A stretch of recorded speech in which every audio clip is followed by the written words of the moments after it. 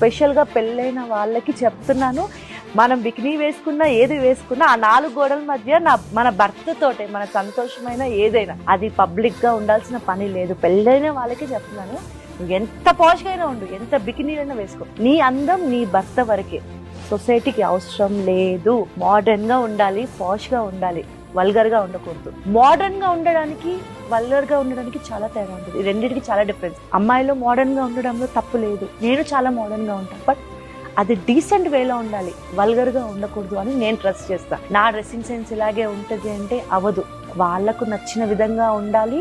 వాళ్ళు నలుగురిలో ఉంటారు కాబట్టి కొంచెం మనం కూడా వాళ్ళ గౌరవాన్ని కాపాడేది మన బాధ్యత.